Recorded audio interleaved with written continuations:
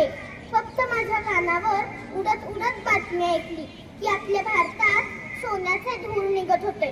म्हणूनच म्हणतात जहाँ डाल डाल पर सोने की चिड़िया करती है बसेरा, वो भारत देश है मेरा, वो भारत देश है मेरा. खरंच ना, ते सोन्याचे दिवस परत आले तर किती छान होईल. सोन्याचे दिवस म्हणजे नुसते 1 लाखावर भाव गेलेले सोने नको आहे मला. ती संस्कृती हवी आहे, तो आनंद हवा, त्या काळातला स्वच्छ सुंदर निर्मळ निर्भय भारत हवा मला. एकीकडे मुली मंगळावर जातात तर दुसरीकडे तिला शाळेतही जायला भीती वाटते. ही परिस्थिती बदलायला हवी. गांधीजी म्हणतात भारत खऱ्या अर्थाने तेव्हाच स्वतंत्र होईल जेव्हा भारतातील प्रत्येक स्त्री रात्रीचे 12 वाजले तरी एकटी संसार करायला घाबरणार नाही. स्वातंत्र्य म्हणजे स्वैराचार नव्हे.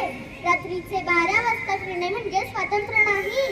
पण त्यावेळी प्रसंग अवधानाने बाहेर पडलो तरी आपण सुरक्षित पाहिजे एवढीच आपल्या बंधू भावांकडून अपेक्षा करते. आम्हाला आई शिकवते मोठ्यांना दादा म्हणायचं, परक्यांना मामा म्हणायचं, म्हाताऱ्यांना आजोबा म्हणायचं. हे विश्वासातले नाती.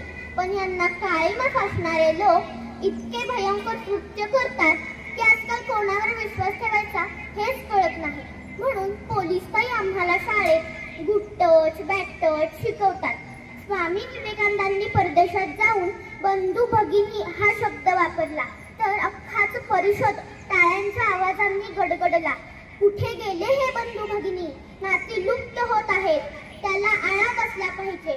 पुन्हा आपली संस्कृती पुन्हा नव्याने निर्माण करूया. शिवरायांच्या काळात स्त्रियांवर हात घालणाऱ्यांचे हात छाटले जाईल म्हणून आपणच जिजाऊ होऊया. येसूबाई, ताराराणी, राणी लक्ष्मीबाई होऊया. आपलं अस्तित्व टिकवण्यासाठी आपणच ढाल घेऊन पुढे राहूया.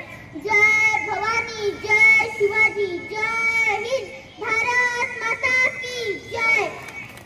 तिच्याबरोबर आपण परत एकदा म्हणूयात भारत माता की.